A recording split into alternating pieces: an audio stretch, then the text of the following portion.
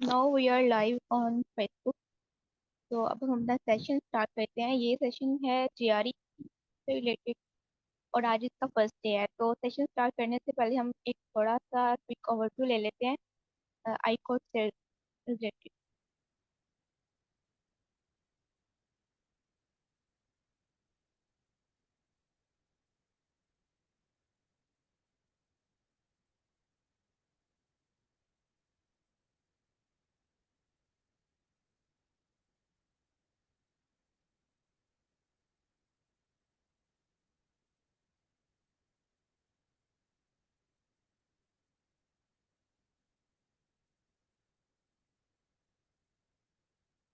3 visible है ना सबको।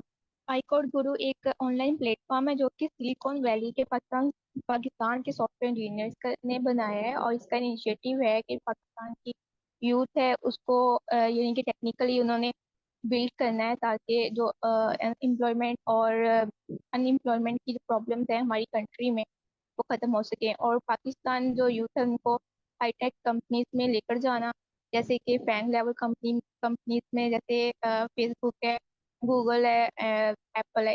यहाँ तक इनके यानी कि ना स्टूडेंट वहाँ पे जॉब ले सके। तो इस काबिल स्टूडेंट को यहाँ पे बनाया जाता है। और यहाँ पे यानी कि ना हर वीक कोई इंटरनेशनल मेंटोर्स को भी सिलिकॉन वैली से बुलाया जाता है जो कि हमें गाइड करते हैं अपनी जर्नी से रिलेटेड। और हम यानी कि हमारी जो भी प्रॉब्लम्स होती हैं, जो हमारे क्वेश्चन होते हैं, हम उनसे पूछ सकते हैं।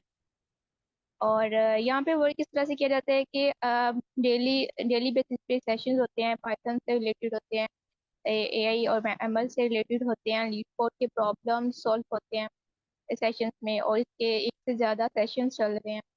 उसके अलावा आर्ट्स की प्रिपरेशन भी होती है यहाँ पे, और ये बिल्कुल फ्री ऑफ कॉस्ट है। और एक टाइम पे एक से ज़्यादा सेशंस चल रहे हैं। तो आप फ्रीली आई कोड को ज्वाइन करके यहाँ से फुली फंडेड स्कॉलरशिप के लिए खुद को प्रिपेयर कर सकते हैं। आई टेक कंपनीज को अगर ज्वाइन करना चाहते हैं तो उनके इंटरव्यूज के लिए भी यहाँ पे उन स्टूडेंट्स को प्रिपेयर किया जाता है। और अ, तमाम सेशंस की जो रिकॉर्डिंग है वो फेसबुक पर अवेलेबल होती है। आई कोड गुरु का ही फेसबुक पेज है, वहाँ पे आप इजीली गेट कर सकते हैं अगर आपने कोई सेशन मिस कर दिया है तो। इसी तरह यहाँ पे आर्ट्स और जीआर की भी फ्री प्रिपरेशन करवाई जाती है। और स्टूडेंट्स जो है वो लाइव सेशन में बैठ के प्रॉब्लम सॉल्व करते हैं। तो इस तरह से वो यानी कि एक टाइम पे एक से ज़्यादा अप्रोच को सीखते हैं। इसके अलावा हर वीकेंड पे स्टूडेंट्स को हैकाथॉन्स के बारे में बताया जाता है। और स्टूडेंट्स को हर वीकेंड हैकाथॉन में लेके जाया जाता है जो कि उनकी सीवी के लिए काफ़ी हेल्पफुल होता है। काफ़ी वर्थ होती है एज कम्पेयर टू अगर हम पाकिस्तानी स्टूडेंट किसी सॉफ्टवेयर हाउस पे या किसी कंपनी में जॉब करते हैं तो। क्योंकि वहाँ पे वो इंटरनेशनल लोगों के साथ टीम बनाते हैं और उनके साथ काम करते हैं जो न्यूली टेक्नोलॉजीज होती हैं उनके ऊपर, ठीक है। तो वो एक टाइम पे डिफरेंट टेक्नोलॉजीज न्यू टेक्नोलॉजी सीख रहे होते हैं जो ट्रेंडिंग में होती हैं। और ये हैकाथॉन के सीवी पे काफ़ी वर्थ रखते हैं। इसके अलावा वो उनके साथ इंटरनेशनल नेटवर्क बिल्ड करते हैं। तो वहाँ से फिर स्टूडेंट से एलओआर भी ले सकते हैं। तो ये कुछ अचीवमेंट्स हैं आईकोड गुरु की जो कि रिसेंट ईयर्स में है। तो आईकोड गुरु ने 700 प्लस इंटरनेशनल अवार्ड हैकाथॉन में विन किए हैं। उसके अलावा काफ़ी स्टूडेंट्स ने यहाँ से फुली फंडेड स्कॉलरशिप यूएसए में विन की है जो कि ऑलरेडी वो यूएसए जा चुके हैं। और बहुत सारे स्टूडेंट अभी भी खुद को प्रिपेयर कर रहे हैं पीएचडी के लिए, फुली फंडेड स्कॉलरशिप के लिए। उसके अलावा आइकोर गुडी ने लास्ट ईयर एक सीएस पजल डे एक कंपटीशन था जो कि हार्वर्ड यूनिवर्सिटी करवाती है, कोडिंग कंपटीशन था ये। तो इसमें हमारी 38 टीम्स थी और उन्होंने पजल सॉल्व किए थे। उनके 9 बाई 9 पजल्स में ग्रेड थे। इसके अलावा 72 mentors as a section leader select हुए थे स्टैनफोर्ड यूनिवर्सिटी में, जहाँ पे उन्होंने एज अ टीचर वहाँ पे पढ़ाना था। और इंटरनेशनल लोग होते हैं वहाँ पे, डिफरेंट डिफरेंट कंट्री से लोग ज्वाइन करते हैं इस कोडिंग सेशन को। उसके अलावा 301 स्टूडेंट्स थे आई कोड गुरु के। 301 स्टूडेंट्स मेजोरिटी जो भी इंटरनेशनल कोडिंग कंपटीशन में जाती है, जैसे गूगल हर साल दिसंबर में गूगल कोड जैम ऑर्गेनाइज करवाता है। तो ज़्यादातर स्टूडेंट्स आई कोड के ही होते हैं वहाँ पर। उसके अलावा 3 आई कोड गुरु के मेंबर्स थे। उनको इत्तेहाद एयरवे में इंटर्नशिप मिली थी। उन्होंने एक हैकाथॉन विन किया था। तो वहाँ पे उन्हें 3 मंथ्स के लिए इंटर्नशिप मिली थी और ये लोग वहाँ पे फिजिकली गए थे। और उसके अलावा ये कुछ यूनिवर्सिटीज़ हैं जहाँ से पाकिस्तानी स्टूडेंट्स ने आईकोर गुरु के through fully funded scholarship win की है। तो उन्होंने जो भी प्रिपरेशन की थी जीआरई आर्ट्स की, यहाँ से की थी, और उनके पास कोई भी पब्लिकेशन नहीं थी। और मेरे कुछ स्टूडेंट ऐसे भी थे जिन्होंने जीआरई नहीं दिया हुआ था। और स्टडी गैप 1 to 15 ईयर्स, तो स्टडी गैप भी यूएस में यानी कि ना मैटर नहीं कर रहा, तो 100% उनकी फी वेवर हो जाती है। और इनको स्कॉलरशिप 3000 और $2500 जिनके मंथली स्टाइपेंड के साथ मिलता है। कोई भी बैंक स्टेटमेंट रिक्वायर्ड नहीं होता।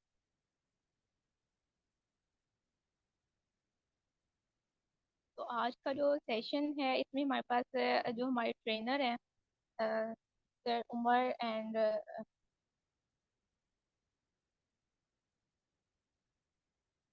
सर हमजा, वो ये सेशन को अ, आगे लेकर चलेंगे और हमें जीआरई की प्रिपरेशन करवाएंगे। और आईकोर ग्रुप पे ऐसा नहीं होता कि यहाँ पे स्टूडेंट या टीचर्स हैं, यानी कि यहाँ पे हम एज अ ग्रुप स्टडी कर रहे होते हैं। यहाँ पे सब स्टूडेंट्स होते हैं, तो आप फ्रीली कोई भी क्वेश्चन पूछ सकते हैं और अपना ओपिनियन भी दे सकते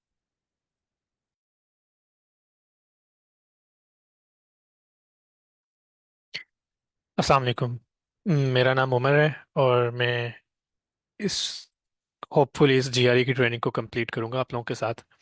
और मेरे साथ हमजा बेग हैं जो मेरे को ट्रेनर एज असिस्ट करेंगे और हम दोनों मिलकर होपफुली आपको एक कॉम्प्रिहेंसिव और एक यूज़फुल कोर्स जिसकी कोई वैल्यू होगी आप लोगों के लिए वो प्रोवाइड करेंगे, जिससे हमें भी फ़ायदा हो और आपको भी फ़ायदा हो।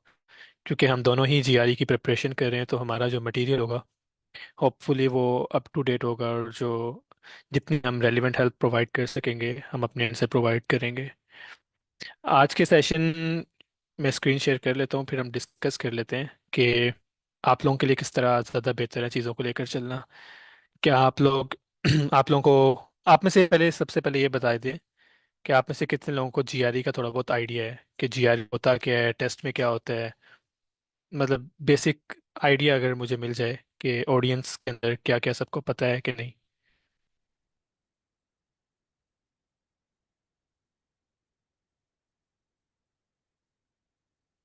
अच्छा, चलें मुजम्मिल हम इसको भी डिस्कस कर लेते हैं। हेलो सर, बाकी अस्सलाम वालेकुम। वालेकुम अस्सलाम। सर मैं मोहम्मद ताहिर हूँ सर। मैंने 2017 में जीआरई दिया था। जी एक्चुअली मैंने उस वक्त तैयारी नहीं की थी। मुझे एक कह लें कि $220 का ना मुझे एक गिफ्ट वाउचर मिला था। उसी बेस ठीक पे है। मैंने दिया था। तो जी मैंने तैयारी नहीं इतनी की थी, लेकिन जो उसका मॉक टेस्ट था वो मैंने उसमें 220 मैंने लिए थे मार्क्स। उसी बेस पे मुझे फिर मैं टॉप 5 में आ गया, तो उन्होंने मुझे उसका वो $220 का मुझे वो गिफ्ट कर दिया। लेकिन मैंने इतना सीरियस लेके उसको दिया नहीं, और मुझे गाइड भी नहीं किसी ने किया था उस वक्त। तो ये है कि मुझे इसकी बेसिक्स पता है अभी भी। लेकिन अच्छा। अब मैंने सुना है कि चेंज हो गया है। उस वक्त मेरे 302 थे मार्क्स, जो मैंने ओरिजिनल दिया था जीआरई। जी जी ठीक है। सो बेसिकली जीआरई के अंदर जो चीज़ चेंज हुई है वो इसका थोड़ा बहुत स्ट्रक्चर है। पहले जो चीज़ 4 घंटे में टेस्ट करते थे अब उसी को वो लोग तकरीबन 2 घंटे 10 मिनट के अंदर टेस्ट आउट करते हैं। पहले इनिशियली हमारे पास दो वर्बल के दो वर्बल के सेक्शन होते थे, दो ही क्वांट के सेक्शन थे, और एक एक्सपेरिमेंटल सेक्शन होता था जिसके अंदर कभी क्वांट आ जाता था कुछ लोगों को वर्बल आ जाता था। और हर एक सेक्शन के अंदर तकरीबन 20 सवाल होते थे। और वर्बल का टाइम होता था तकरीबन 30 मिनट, और क्वांट का टाइम होता था एक सेक्शन का 35 मिनट। और इसके अलावा हमारे पास दो एसेज होते थे। एक होता था रीजनिंग का, और दूसरा एक ऐसे लिखना होता था। अब उन्होंने इस चीज़ को ख़त्म करके इसको रिड्यूस कर दिया है। हमारे पास अब दो वर्बल के सेक्शन हैं, लेकिन इनके टोटल क्वेश्चंस तकरीबन अराउंड 27 बनते हैं, if I am not wrong. और इसी तरह हमारे पास दो क्वांट के सेक्शन हैं, और इसके भी तकरीबन 27 क्वेश्चंस बनते हैं। इसका तकरीबन टाइम 30 35 मिनट बनता है, और इसका कुछ ज़्यादा थोड़ा सा ज़्यादा बनता है। क्वांट के अंदर तकरीबन पर क्वेश्चन अराउंड 1.5 मिनट अलॉट होता है, और वर्बल के अंदर तकरीबन 1.3 1.4 के अराउंड हमारे पास टाइम होता है। हमारे पास जो जीआरई की कॉम्प्लेक्सिटी है वो नहीं चेंज हुई, हमारे पास टेस्ट का टाइम कम हो गया है, जो कि मेरा ख्याल है जो टेस्ट टेकर्स हैं उनके लिए ज़्यादा बेहतर है। क्योंकि काफ़ी 4 घंटे तक अपनी कंसंट्रेशन को मेंटेन करना और उसको मैनेज करके आप फुली फोकस्ड होकर 4 घंटे तक बैठना वो ज़्यादा मुश्किल है एज़ कम्पेयर टू 2 घंटे। लेकिन सुनने में यह है कि हो सकता है थोड़ी बहुत जो कॉम्प्लेक्सिटी हो क्वेश्चंस की, इंडिविजुअल क्वेश्चंस की, वो थोड़ी बहुत डिफरेंट हो। अजीज़ को जैसे जीआरई का बिल्कुल आइडिया नहीं है तो उसको थोड़ा बहुत गाइड कर देता हूँ कि हमारे पास जीआरई के अंदर दो पार्ट्स होते हैं, क्वांटिटेटिव होता है और एक वर्बल होता है। वर्बल के अंदर हमारे पास हमारी बेसिक, एक तो इंग्लिश की अंडरस्टैंडिंग टेस्ट होती है, दूसरा हमारी लॉजिक अंडरस्टैंडिंग टेस्ट होती है। जैसे हमारे पास इंग्लिश टेस्टिंग के अंदर मोस्टली वोकैब होती है जो आपको याद करनी पड़ती है।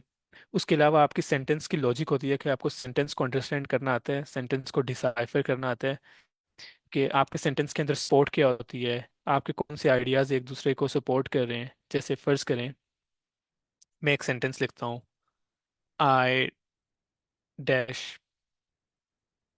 Pizza because it is great. अब अजीज़ आपके ख्याल में इधर क्या आएगा? और मुझे उसकी रीज़न भी चाहिए कि आपने क्या कहा है और उसकी रीज़न क्या दी है। बेशक गलत दें सही दें उस वो मैटर नहीं करती, लेकिन आपके पास एक लॉजिक होनी चाहिए। सर यहाँ पर तकरीबन ये आएगा कि आई लाइक पिज्ज़ा, आई लाइक क्योंकि पिज्ज़ा आ जाएगा। ग्रेट ठीक है। है। अब ये लाइक आपने क्यों कहा है? सर क्योंकि नेक्स्ट सेंटेंस जो है थोड़ा सा इससे मैच कर रहा है। अच्छा, लेकिन अगर मैं अब चेंज करता हूँ, आई blank pizza it is terrible, अब क्या आएगा? आई डोंट लाइक पिज्ज़ा तकरीबन से, आई डोंट लाइक पिज्ज़ा, उसकी रीज़न क्या है? क्योंकि नेक्स्ट सेंटेंस उसके बारे में जो है गलत, मतलब वो बता रहा है कि ये अच्छा नहीं है।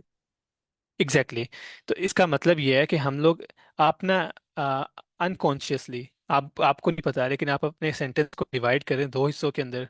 इस सेंटेंस, इस पार्ट के अंदर आपके पास ब्लैंक है, इसको आप कुछ देर के लिए इतना उस पर फोकस नहीं करें, लेकिन आप सेकंड पार्ट के ऊपर फोकस कर रहे हैं जिसके अंदर सेम आईडी है।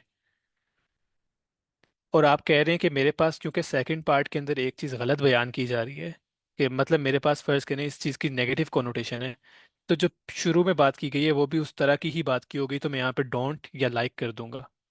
लेकिन अगर इस सेंटेंस को ऐसे कर दूं, I dash pizza but you dash, अब क्या होगा? सर अब I like pizza but you don't. ऐसा भी तो हो सकता है, like I don't like pizza but you like it. जी सर। तो इसका, ये सेंटेंस मैंने जो लिखा है ये बेसिकली फ्लॉड है। इसके अंदर ऐसा सेंटेंस कभी भी आपको जीआरई के अंदर नहीं आएगा जिसके अंदर आप अपनी मर्जी से कुछ भी ऐड कर सकें।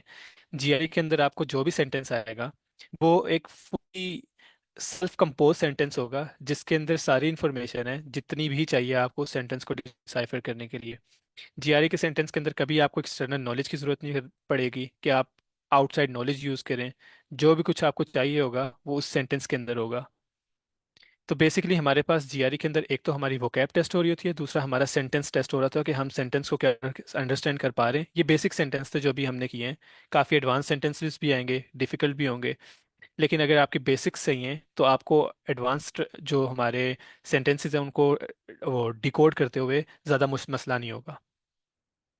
इसी तरह हमारे पास हमारे वर्बल के सेक्शन के अंदर 3 किस्म के क्वेश्चंस होते हैं। सॉरी, हमारे पास 3 टाइप के क्वेश्चंस हैं, 3 टाइप्स हैं। एक है हमारे पास सेंटेंस इक्विवेलेंस,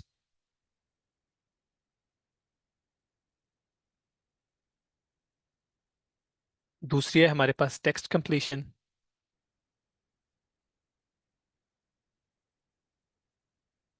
और तीसरी हमारे पास टाइप है रीडिंग कॉम्प्रिहेंशंस।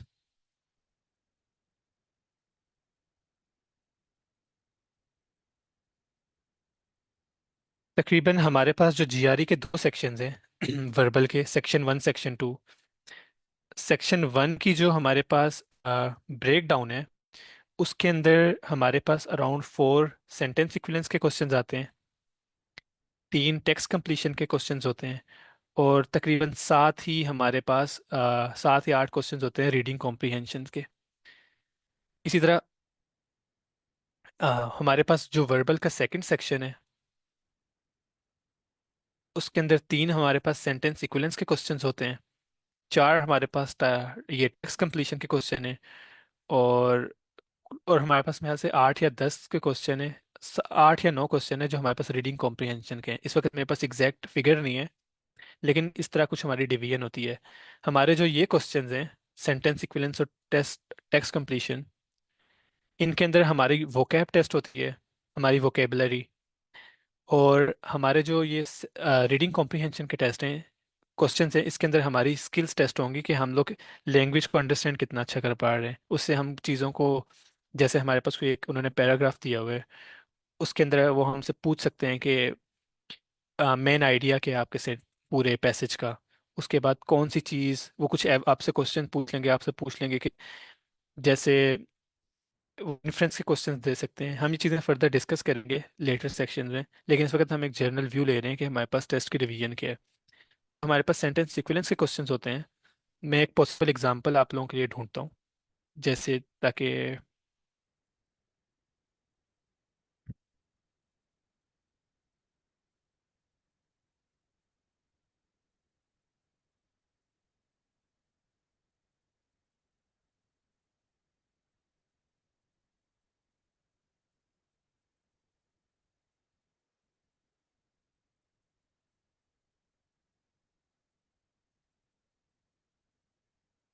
हम्म,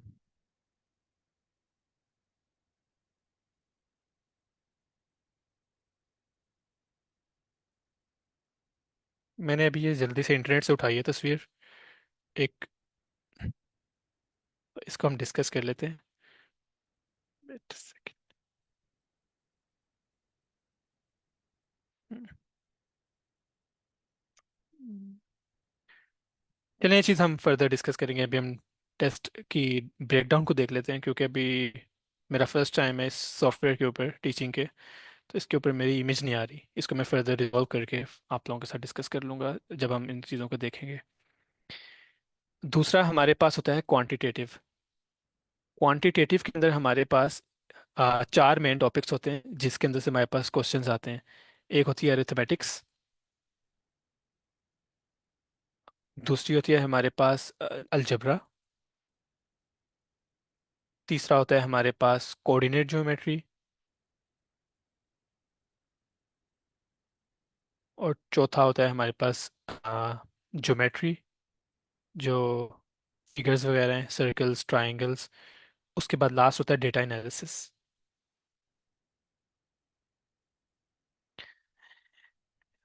हम लोग, जो मेरा इनिशियल प्लान है कि हम लोग लेकर चलेंगे, वो ये है कि हम इन चीज़ों की फाउंडेशन के ऊपर काम करेंगे हफ्ता, 2 हफ्ते, 3 हफ्ते, ताकि हमें इनकी बेसिक्स का आइडिया हो। उसके बाद हम इसके जीआरई के मटेरियल के ऊपर जाएंगे। हम सबसे पहले अरिथमेटिक्स के ऊपर काम करेंगे। इसके अंदर हम लोग डिस्कस करेंगे इंटीजर्स को, नंबर लाइंस को, उसके बाद सीक्वेंसेस को, रूट्स को, क्योंकि इसके अंदर जीआरई का कुछ न्यूआंस होता है जैसे रूट्स के अंदर, हम उसको डिस्कस करेंगे। उसके अलावा हमारे पास कुछ ट्रिक क्वेश्चंस होते हैं, हम साथ साथ मैं कोशिश करूंगा कि हम उनको भी डिस्कस करते रहें, ताकि हमें एक फ्लेवर मिलता रहे ड्यूरिंग फाउंडेशन बिल्डिंग भी, कि जीआरई के अंदर किस टाइप के ट्रिक क्वेश्चंस हो सकते हैं और हम उनसे कैसे, हम सीमिंगली जो आसान क्वेश्चन है उससे हम ट्रिक करके, वो हमें ट्रिक करके क्वेश्चन गलत कैसे करवा सकते हैं। क्योंकि जीआरई के अंदर कॉन्सेप्ट्स जो हैं वो हमारे पास लिमिटेड हैं, लेकिन के पास रूम बहुत बड़ा है प्ले करने का। वर्ड्स के साथ ऐसे खेलते हैं कि हम लोगों को अक्सर लग रहा होता है कि हमने क्वेश्चन बिल्कुल सही किया है, लेकिन एट द एंड जब हम उसका सोल्यूशन देखते हैं तो हमें मालूम होता है कि वो एक छोटी सी गलती थी। हो सकता है कि कोई मिस कैलकुलेशन हो गई हो, या हमने सेंटेंस का कोई वर्ड मिस कर दिया हो, जिसकी वजह से हम पूरा क्वेश्चन रॉन्ग कर देते हैं। तो हम होपफुली इन चीज़ों को भी देखेंगे ड्यूरिंग अपनी फाउंडेशन बिल्डिंग के दौरान भी, कि किस टाइप का क्वेश्चन आ सकता है इस पर्टिकुलर टॉपिक के अंदर से। जैसे इंटीजर्स अगर हम आज डिस्कस करते हैं, तो इंटीजर के अंदर किस किस किस किस्म की चीज़ें आ सकती हैं। कौन सा पॉसिबल क्वेश्चन हो सकता है, उसकी एक आधी एग्जांपल हो जाए तो बेहतर होगा, ताकि सबको अंडरस्टैंडिंग हो जाए। इसी तरह हम अलजबरा के ऊपर भी बात करेंगे। अलजबरा के ऊपर हम डिवाइड कर देंगे चीज़ों को, कि हमारे पास ये एक्सटेंसिव ब्रेकडाउन नहीं है, एक्सटेंसिव ब्रेकडाउन मैंने शेयर किया हुआ है अपने करिकुलम के अंदर। तो जो हाईलाइट, जो इस वक्त सुपरफिशियल चीज़ें मेरे जहन में आ रही है, उसमें ये होगा कि हम वर्ड प्रॉब्लम्स को डिस्कस करेंगे, कि एक इंग्लिश के अंदर सेंटेंस लिखा हुआ है, उसको हमने मैथमेटिक्स के अंदर कन्वर्ट कैसे करना है अलजबरा में। हमारे पास इवन फंक्शन कौन सा होता है, ऑड फंक्शन कौन सा होता है। हमारे पास मिक्सचर प्रॉब्लम्स होती हैं अलजबरा के अंदर, हमारे पास वर्ड प्रॉब्लम्स होती हैं हमारे पास, और डिस्टेंस प्रॉब्लम्स होती हैं। इनको टैकल कैसे करना है, इनके शॉर्टकट्स क्या हैं, जीआरई के अंदर इनको कैसे हैंडल करना है, इन चीज़ों को हम डिस्कस करेंगे। फिर इस तरह हम कोऑर्डिनेट ज्योमेट्री ज्योमेट्री और डाटा एनालिसिस को भी फर्दर ब्रेक डाउन करेंगे, इंडिविजुअल टॉपिक्स के अंदर उनको डिस्कस करेंगे। अब एक चीज़ मैंने आप लोगों से पूछनी थी, ये आप लोगों की प्रेफरेंस के ऊपर, आप जो करना चाहें इसमें, कि क्योंकि हमारे पास 1 घंटे का सेशन है दिन के अंदर, पर डे हम हाफ हाफ आवर दोनों को दे दें, कि एक दिन 1 घंटा एक सब्जेक्ट को दें, वर्बल को, और अगले दिन 1 घंटा क्वांट को दें। इनमें से आप लोग कौन सा प्रेफर करेंगे?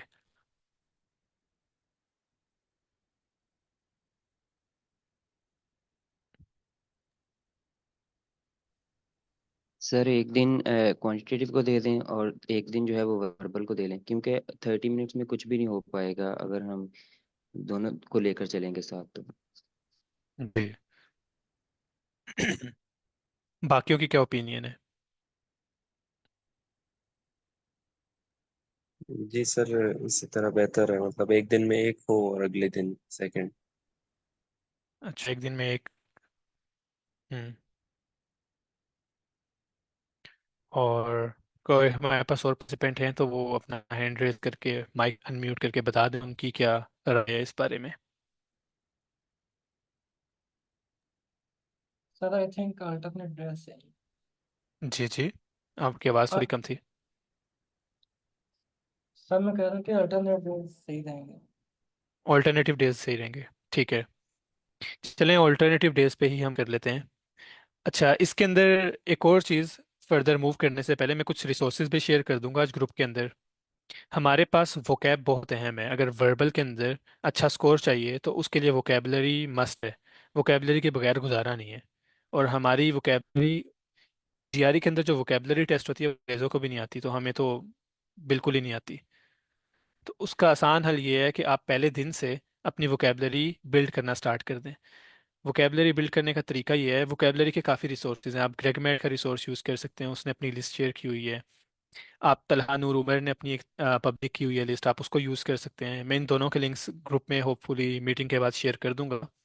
आप उनमें से किसी एक भी रिसोर्स को यूज़ कर सकते हैं अपनी वोकेबलरी बिल्डिंग के लिए। मैं पर्सनली रेकमेंड करता हूँ ग्रेगमेट की वोकेबलरी। उसकी काफ़ी कॉम्प्रिहेंसिव लिस्ट है, उसके अराउंड तकरीबन 1000 एक वर्ड्स बनते हैं, जो कि आपको मेमोराइज करने पड़ेंगे जीआरई के लिए। और उसकी मेमोराइजेशन के लिए ये है कि आपने हर एक वर्ड्स को, जैसे फर्ज करें एक मैं वर्ड आपके सामने लिखता हूँ, क्विक्जोटिक। क्योंकि मैंने जो रिसर्च की थी अपने, जब मैं वोकेबलरी याद कर रहा था, उसके अंदर यही था कि हमारी जो मेमोरी रिटेंशन है वो सबसे बेहतर रहती है जो हम किसी एक चीज़ को वन वर्ड एसोसिएशन दें। अगर हम कोई बड़ी डेफिनेशन याद करना स्टार्ट कर दें, क्योंकि रट्टा जो होता है वो बहुत जल्दी भूलता है, और ये रट्टा ही है सारा, अनफॉर्चुनेटली, लेकिन ये रट्टा ही है जो हमारी वोकेबलरी है, क्योंकि हम किसी नेचुरल वे से अपनी वोकेबलरी नहीं बिल्ड कर रहे बुक्स पढ़ के, या क्योंकि वो काम बहुत टीडियस है और उसमें सालों लग जाते हैं। हम हमारे पास 2 या 3 महीने हैं, हमने उसके अंदर अपनी वोकेबलरी भी बिल्ड करनी है, हमने सेंटेंस को डिसाइफर भी करना है, हमने क्वांट भी करनी है। तो उसके लिए सबसे आसान तरीका ये है कि इन सेंटेंस को, इन वर्ड्स को याद कर लिया जाए। तो उनके याद करने का नुकसान ये है कि हमारे पास, हम एक सेंटेंस को, एक वर्ड को पूरे उसके कॉन्टेक्स्ट के अंदर नहीं देख सकते। तो सबसे आसान तरीका यही है सेंट किसी भी वर्ड को याद करने का, आप इसकी वन वर्ड एसोसिएशन याद कर लें। जैसे क्विक्सोटिक का कोई काफ़ी लंबा चौड़ा मतलब भी होगा, लेकिन मैंने इसको याद किया हुआ आइडियलिस्टिक के साथ, या आइडियलिस्टिक के साथ, यूटोपियन के साथ। इस तरह आप, बेहतर ये है जब आप वोकेबलरी याद करेंगे तो आप वन वर्ड एसोसिएशन दें उस वर्ड को, ताकि आपको वो मेमोराइज रहे। और आपने हर दिन सारी वोकेबलरी रिवाइज करनी है। फॉर इंस्टेंस, पहले दिन आपने 30 अल्फाज याद किए हैं, उसके ग्रुप्स बने हुए हैं ग्रेगमेट के, इस तरह करके एक्सेल शीट के ऊपर, गूगल शीट है, फर्स्ट करें ग्रुप 1 है, ये ग्रुप 1 है, ये ग्रुप 2 है, ये ग्रुप 3 है। आपने पहले दिन फर्ज करें, इसके तकरीबन 30 या 32 से ग्रुप हैं। आप 2 दिन में एक कर लें, एक दिन में एक कर लें, जितना आपको टाइम अलाउ करता है आपके पास जो अवेलेबल टाइम है। और हर एक ग्रुप के अंदर 30 वर्ड्स हैं। आपने पहले दिन 30 वर्ड्स याद कर लिए, दूसरे दिन आपने पहले 30 वर्ड्स याद किए, फिर जो पहले दिन आपने 30 लफ्ज याद किए थे आपने उनको भी याद कर रिवाइज करना है। और इसका आसान तरीका यही है कि आप गूगल शीट के ऊपर ही अगर मैं एक सैंपल शो कर दूं आपको तो बेहतर रहेगा। एक मिनट।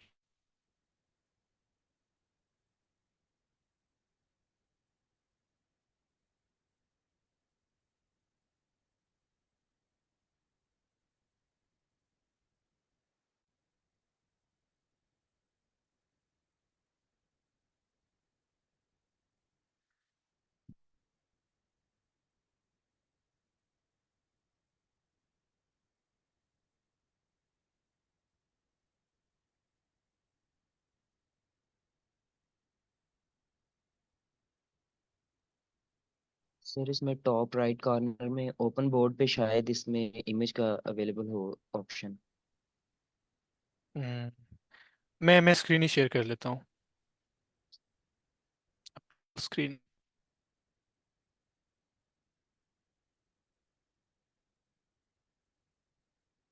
स्क्रीन विजिबल है। Yes sir visible. जी। अब जैसे मेरे पास ये मैंने ग्रेगमेट की खोल ली है, जो हमारे पास पब्लिक उसकी वोकेबलरी की लिस्ट है। इसके अंदर आपने ये करना है, फर्ज करें पहले दिन आपने ये 30 अल्फाज याद किए हैं, अबाउंड से लेकर वेरी तक। अगले दिन आप कहते हैं कि मैं सेकंड ग्रुप करूंगा, या 2 दिन में आपने एक ग्रुप किया, तीसरे दिन में आपने सेकंड ग्रुप स्टार्ट करना है। तो तीसरे दिन में जब आप सेकंड ग्रुप याद कर रहे होंगे तो आपने फर्स्ट ग्रुप को रिवाइज करना है। उसकी रीज़न ये है कि जब हम चीज़ों को कॉन्टेक्स्ट के अंदर नहीं सीखते होते तो हम बहुत जल्दी भूलते हैं। फर्ज करें अगर आपने 3 या 4 दिन बाद जाके अगर आप इसको दोबारा रिवाइज करेंगे तो आपको आधे अल्फाज सारे भूल गए होंगे। आपने भूलने नहीं देनी चीज़ें, क्योंकि जीआरई के अंदर हमारे पास एक तो टाइम कम है, दूसरी चीज़ें बहुत ज़्यादा है। एक दफ़ा चीज़ को गुजार लिया, उसको दोबारा जाकर उसको उसे जो मिसिंग होल्स हैं उनको फिल करते हुए बहुत ज़्यादा टाइम लग जाएगा। इसलिए फर्स्ट प्रायोरिटी ये है कि नई चीज़ें सीखनी है, और सेकंड प्रायोरिटी ये है कि जो चीज़ें सीख ली हैं उनको भूलना नहीं है। तो पहले दिन हम फर्ज करें अगर आपने 30 अल्फाज याद किए हैं, उनके 1 वर्ड्स मीनिंग कर लें। जैसे अबाउंड का होगा आप कह दें प्लेंटीफुल या अलॉट। अमॉर्फस को कह दें आप शेपलेस है या फिर अनक्लियर। इस तरह आप इनका एक एक वर्ड याद कर लें, क्योंकि अगर इनकी आप पूरी पूरी डेफिनेशन याद करने बैठेंगे तो आप हो सकता है आपको 4 दिन लग जाए एक ग्रुप पर। आप फर्दर मूव नहीं कर पाएंगे और आप बहुत जल्दी बर्न आउट हो जाएंगे। तो 1 वर्ड एसोसिएशन इंडिविजुअल वर्ड के साथ आप यूज़ कर ले। दूसरा हमारे पास इसकी वोकेबलरी याद करने के लिए क्विजलेट के भी काफ़ी वो होते हैं रिसोर्सेज, कि जहाँ पर आप वोकेबलरी याद कर सकते हैं। वो भी मैं शेयर कर दूंगा, ग्रुप 1 ग्रुप 2 ग्रुप 3 के एटलीस्ट अभी। और फिर जैसे हम डाउन द स्ट्रीम जाते जाएंगे तो होपफुली हम दरमियान में एक आधा दिन वोकेबलरी के ऊपर भी स्पेंड कर लिया करेंगे, जिसके अंदर हम वोकेबलरी का थोड़ा बहुत क्विज ले लेंगे टाइप ऑफ, जिसके अंदर ताकि स्टूडेंट को आइडिया हो कि वो उसकी प्रोग्रेस क्या जा रही है, ताकि एक अगर फीडबैक लूप मिलता रहे तो बंदा ज़्यादा इंगेज रहता है किसी लर्निंग के अंदर। तो हम इस तरह इसको ये चीज़ भी कर सकते हैं। अदर हमारे पास वोकेबलरी आप लोगों ने साथ साथ जारी रखनी है, क्योंकि अगर आप चाहते हैं कि आपका वर्बल के अंदर बेहतर स्कोर आए तो वोकेबलरी को आपने मस्ट करना है। और हमारे पास ये तकरीबन 37 ग्रुप्स हैं, अराउंड 30 ग्रुप्स सफिशेंट हैं। 32 ग्रुप्स जो हैं, ये तकरीबन 1000 एक अल्फाज बन जाता है जो हमने पूरा 2 महीने महीने के अंदर याद करने हैं। उसके अलावा हमारे पास,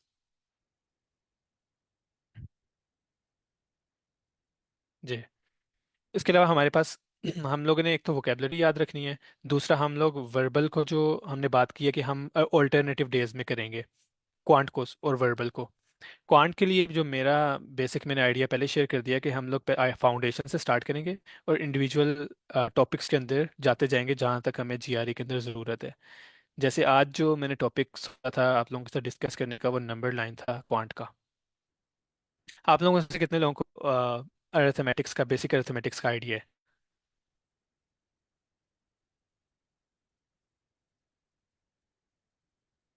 है? एनीवन?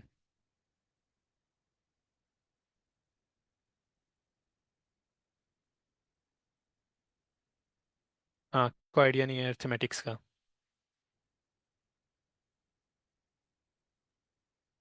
सब बेसिक आइडिया है। जी जी बिल्कुल बताएं।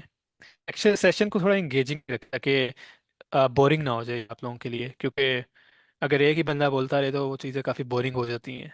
दरम्यान में अगर आपको कोई क्वेश्चन है आप बिल्कुल पूछें।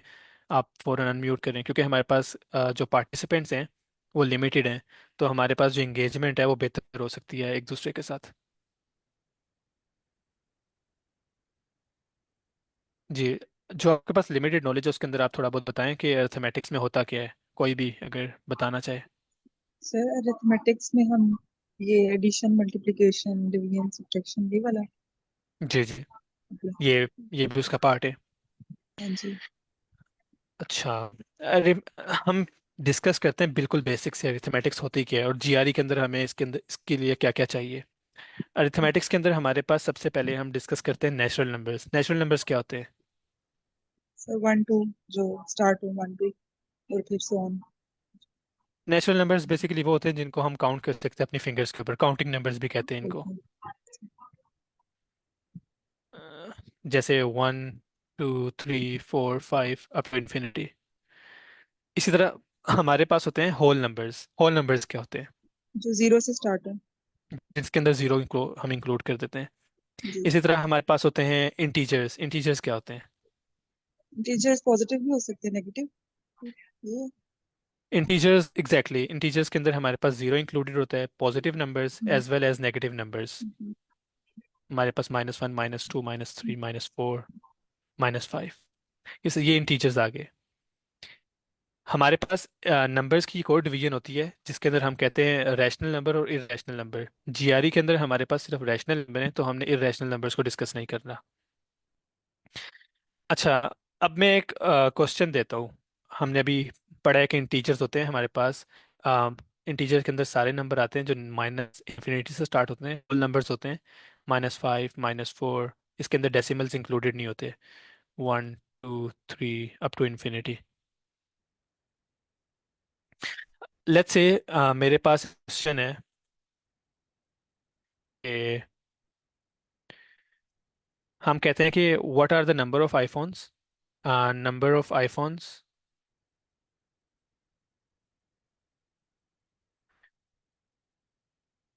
Between 3 and 5। इस और रीजन भी चाहिए मुझे, कोई अगर बताना चाहे।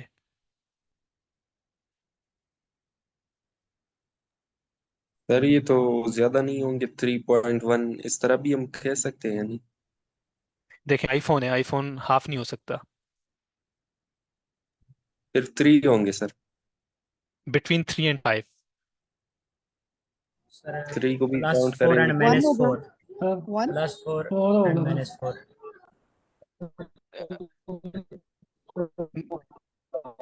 सर एक होगा बस, 4 3 और नहीं 4 नहीं, का 4 ही होगा। Possible.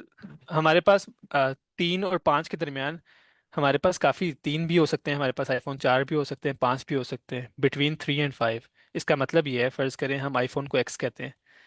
X is between 3 and 5। 3 भी हो सकता है, 4 भी हो सकता है, 5 भी हो सकता है। अब ये कंफ्यूजिंग है। मतलब अच्छा, अक्सा मैं समझ गया हूँ आप क्या कह रही हैं। आप एक कह रही हैं 4 को, मैं समझा आप 1 कह रही हैं। Sorry sorry, got it. अच्छा, इसी तरह अब यहाँ पर सवाल ये था कि आप लोगों ने ये क्यों नहीं कहा 3.1 3.2 3.23?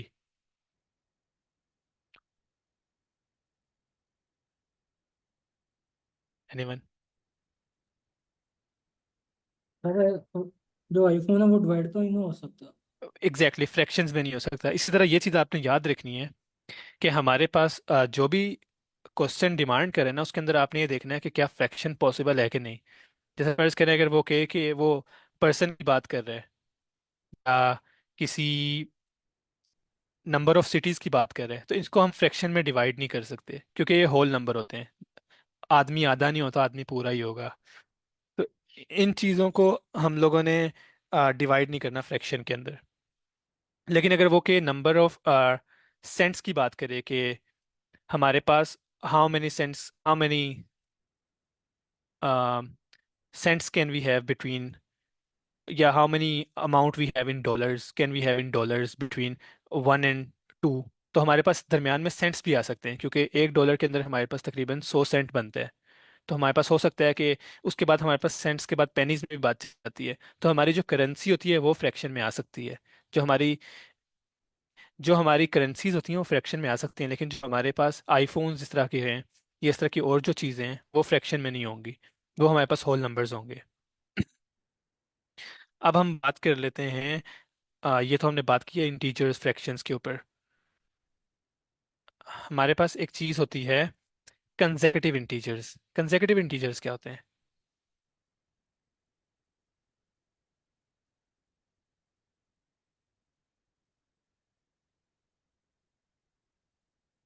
कोई बताना चाहेगा?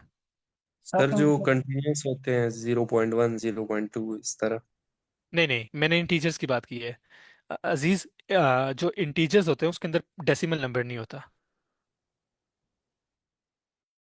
इंटीजर्स हमारे पास, इंटीजर्स कभी भी हमारे पास होल वो नहीं होता, डेसिमल पार्ट नहीं होता। हमारे पास इंटीजर्स के अंदर होते हैं नंबर जैसे 1 2 3 4। जो फ्रैक्शन वाले पार्ट होते हैं जैसे 4.5, 0.1, 0.2, ये इंटीजर्स नहीं होते। ये हमारे पास रैशनल नंबर्स होते हैं, रियल नंबर्स होते हैं, लेकिन ये इंटीजर्स नहीं कहते। इंटीजर्स हम लोग उन नंबर्स को कहते हैं जिनमें डेसिमल नहीं होता, जो ऐसा समझ रहे हैं जो पूरे पूरे होते हैं, जैसे 1 2 3 4 5। तो कंसेक्यूटिव इंटीजर्स क्या होंगे? सर वो किसी एक ऑर्डर को फॉलो कर रहे हो, जैसे मतलब एक के बाद दो, दो के बाद तीन, चार, पाँच। जी, 1 2 उस तरह, या फिर 3 4 कर लें, 5 6, जिनका डिफरेंस का हो। अगर हम इसको थोड़ा जिसकी इसके डेफिनेशन के ऊपर जाएं, कंसेक्यूटिव नंबर वो होंगे जिसके अंदर अगर हम उनका डिफरेंस लें तो वो डिफरेंस हमेशा 1 के बराबर होगा। ये कंसेक्यूटिव नंबर्स होते हैं। अच्छा, क्या नेगेटिव कंसेक्यूटिव नंबर्स हो सकते हैं? यस कोई एग्जांपल दें। सर, अगर हम -1 और -2 से -3 ले, यानी कि -1 से -10 तक कंसेक्टिव नंबर होंगे तो। अच्छा, आपने मुझे एग्जांपल दिया है -1 और -2 की, राइट? शहजाद, -1 ये और -2 में बड़ा कौन सा नंबर है? सब बड़ा -1 होगा वजह? सर, क्योंकि नेगेटिव नंबर है तो नेगेटिव में हम जैसे जैसे आगे जाते जाएंगे तो हमारे पास नंबर छोटा होते जाता है, क्योंकि वो सही है। उसके साथ नेगेटिव है, नेगेटिव के साथ हम मल्टीप्लाई कर रहे हैं उसको। बेसिकली अगर इसको विजुलाइज करने का आसान तरीका होता है, एक नंबर लाइन बना दी जाए, इसको यस, नंबर लाइन कहते हैं। अगर हम जीरो से दूर जाते जाएंगे तो हमारे पास लेफ्ट साइड पर तो हमारे पास छोटा नंबर होता जाएगा। बिल्कुल। हमारे पास नंबर लाइन के कुछ रूल्स हैं। उन रूल्स में से एक रूल ये है कि हमारे पास लेफ्ट साइड पे जो भी नंबर है ना, लेट्स से -1 है और दूसरी साइड पे 0 है, लेफ्ट साइड हमेशा छोटी होगी राइट साइड से। ये हमारे पास हर जगह रूल सेटिस्फाई होगा पूरी नंबर लाइन के ऊपर, चाहे जो नंबर जी नंबर ले लें। आप यहाँ पर अगर फर्ज करें -3 लेते हैं, -3 छोटा है -2 से। अगर आप इन्फिनिटी पे चले जाते हैं, माइनस इन्फिनिटी छोटा है माइनस इन्फिनिटी -1 से, +1 से, सॉरी। हमारे पास ये चीज़ हर जगह सेटिस्फाई हो रही होगी पूरी नंबर लाइन के ऊपर। जीआरई के अंदर ये क्यों है मैं, अब जीआरई के अंदर मैं आपको एक क्वेश्चन देता हूँ जो एक ट्रिक क्वेश्चन है। आ, इसको जीआरई के अंदर ना, हमने एक चीज़ पे ध्यान देखना है, हमने हमेशा शॉर्टकट्स को, जितना हम शॉर्टकट्स को यूटिलाइज कर सकते हैं ना, क्योंकि हमारे पास सेकंड्स भी मैटर कर रहे होते हैं, तो हमने उतना शॉर्टकट्स के ऊपर जाना है। अब मैं एक क्वेश्चन देता हूँ। आ, ये भी पहले सिंपल क्वेश्चन है, इसके बाद हम जाएंगे। आपके ख्याल में इनमें से कौन सा नंबर बड़ा है, और कैसे आप फाइंड आउट कर रहे हैं कि कौन सा नंबर बड़ा है? 7/8 है हमारे पास एक साइड पे, दूसरी साइड पे 11/13 है। विच नंबर इज बिगर, और उसकी रीजन क्या है?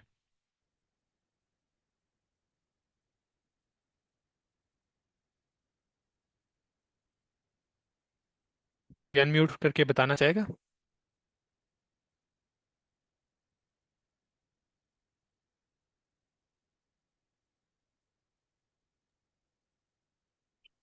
ये 7/8 ग्रेटर होगा। क्यों? नहीं आपने पता कैसे मुझे, फाइंड आउट किया है?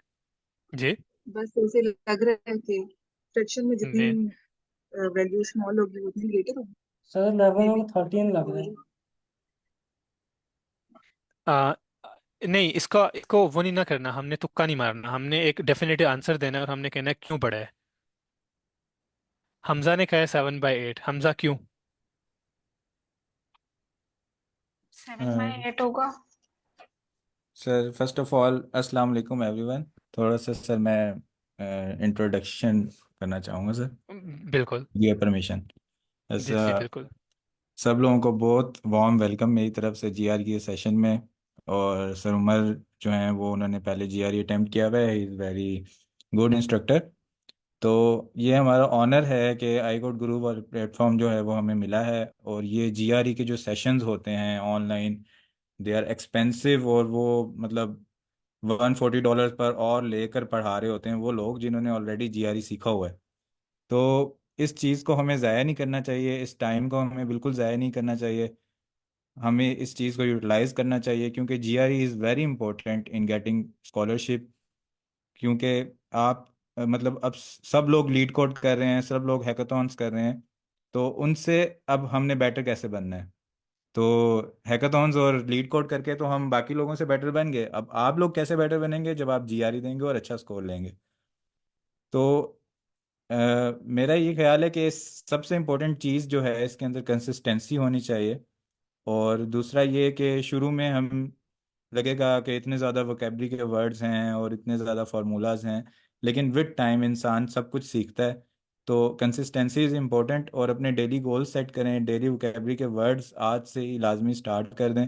डिफरेंट मेथड्स हैं, एंकी ऐप है एक, और एक्सेल शीट बना सकते हैं, फ्लैश कार्ड्स अपने बनाएं।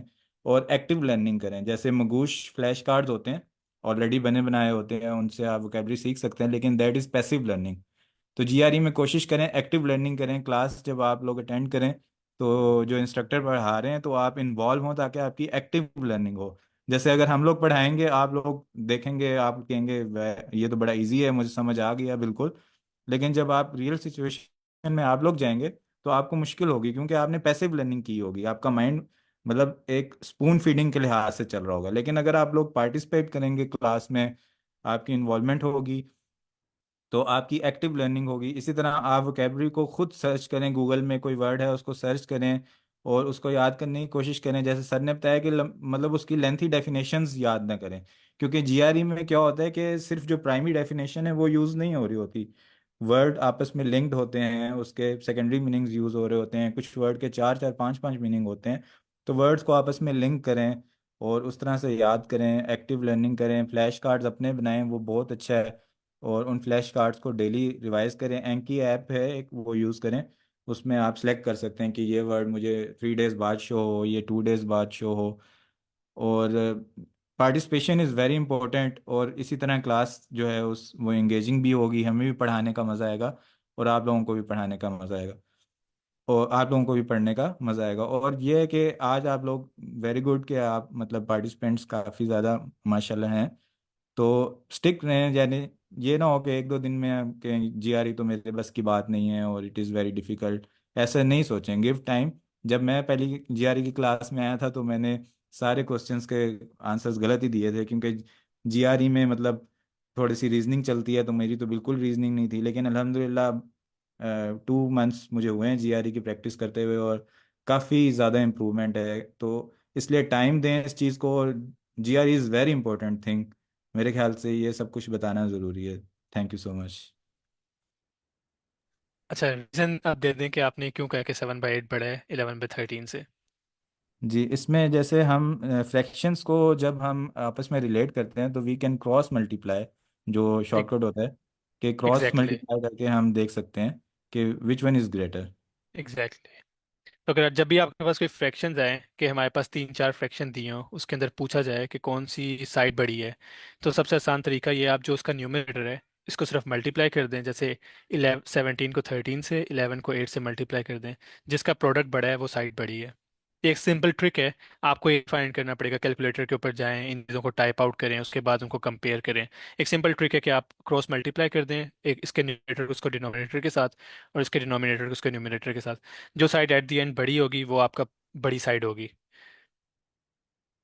अच्छा, हमारे पास मैंने कुछ क्वेश्चंस अपने पास रखे थे इसी तरह के, जो थोड़े बहुत फर्स्ट सेशन के लिए, एज आ मेरा ख्याल था कि इंटरेक्टिव होंगे पार्टिसिपेंट्स के लिए।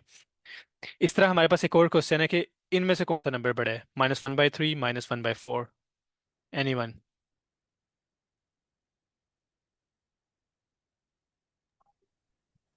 माइनस सर इसमें फाइव। सेकंड पड़ा, कौन सा? -1/4। -1/4 बड़ा है, कैसे? सर 4 को -1 से मल्टीप्लाई करेंगे, -4 आएगा। नहीं ठीक सर, है रॉन्ग हो गया, फर्स्ट पे रॉन्ग पड़ा। जी। सर चले फर्स्ट हम वाला। तो हम माइनस नंबर 0.25 है एक तरफ और 1.33 है एक तरफ। तो हम पॉइंट हम माइनस हम पॉइंट टू न, फाइव हम क्या होगा?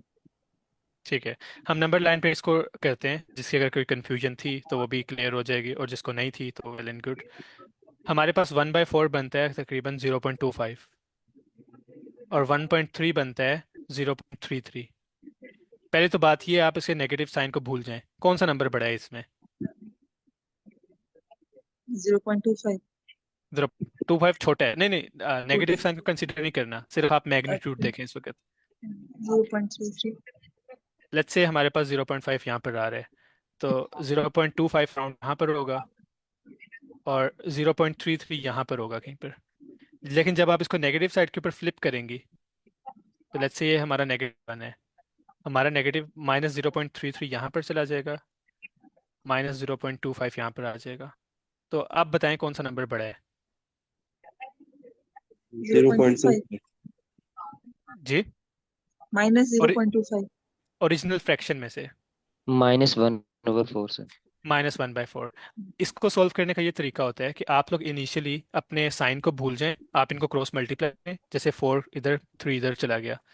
आप अपने साइन को कंसिडर कर लें, जो आपका जैसे आपने कहा 4 बड़ा है 3 से, लेकिन जब आपने इनको माइनस के साथ करना है तो आप इनका साइन इन्वर्ट कर दें, जैसे -4 लेस होगा -3 से।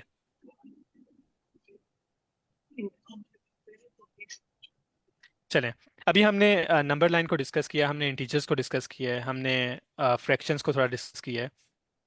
एक क्विकली मुझे एक चीज़ का वो दे दें। आ, कोशिश करें कि जितनी कम आप अपनी, जितना शॉर्टकट यूज़ कर सकें वो करें, जितनी कम आप मल्टीप्ले, जितने कम आपने इसको ब्रूट फोर्स के तरीके से करना है वो ना करें। हमारे पास आपने प्रोडक्ट फाइंड करना है, -6 टू -8 इंक्लूसिव। इसका प्रोडक्ट क्या होगा? क्विक, 1 मिनट लगना है, कोई कैलकुलेटर यूज़ नहीं करना, अपने दिमाग से सोचना है आपने। प्रोडक्ट तो प्रोडक्ट ऑफ, मल्टीप्लाई करें ना, -6 जी, को 8 से करेंगे, 8 से दिया 4। मैंने product product of -6 to -6 to 8 inclusive.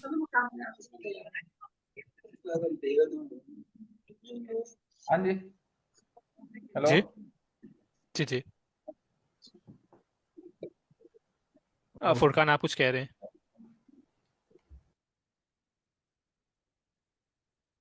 Hello. -6 to 8 का प्रोडक्ट क्या होगा? सर 0। क्यों? सर अगर लाइन में देखें तो 0 आता है, और -6 से 8 तक अगर इंक्लूसिव नंबर ऐड करें तो 0 बिटवीन आएगा ही आएगा। भी तो जब कोई भी एग्जैक्टली नंबर 0 से।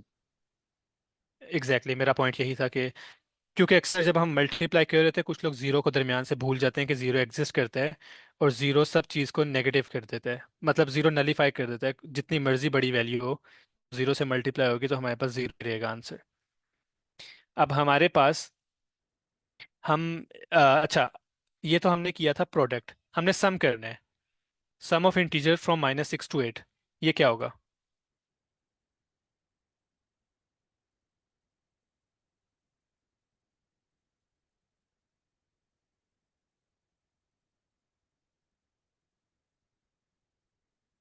आपने बिल्कुल कैलकुलेशन नहीं करनी है, आपने इंट्यूटिवली जितना जल्दी हो सके बताना है, विदाउट यूजिंग कैलकुलेटर।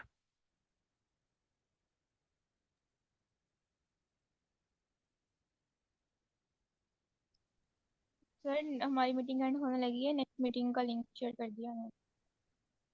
ये मीटिंग यहाँ पे एंड करें? सर आई थिंक 2 आएगी। नहीं, हमारे पास इसका सम होगा सर 15, 15। 15। इसकी इसकी रीज़न ये है, आप ना आपने ये देखना है कि हमारे पास नंबर लाइन के अंदर, अगर मैं इसको थोड़ा खोल के लिखूं, हमारे पास बस दो 3 2 1 0 और यहाँ पे 7 8। -6 से लेके +6 तक सारे नंबर कैंसिल आउट हो जाएंगे।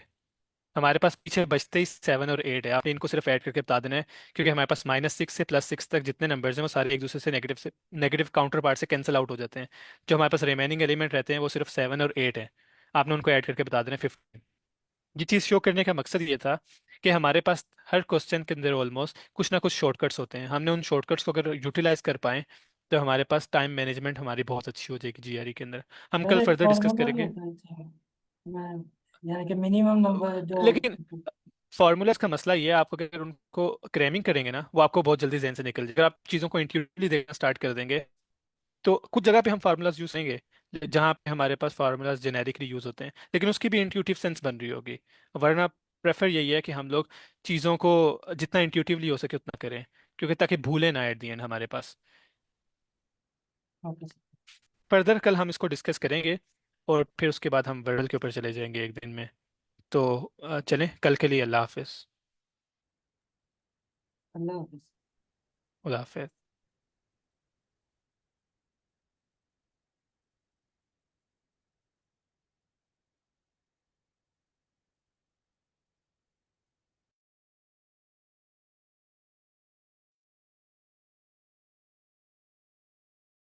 हाँ शहजाद, हम मीटिंग लीव कर दें अब?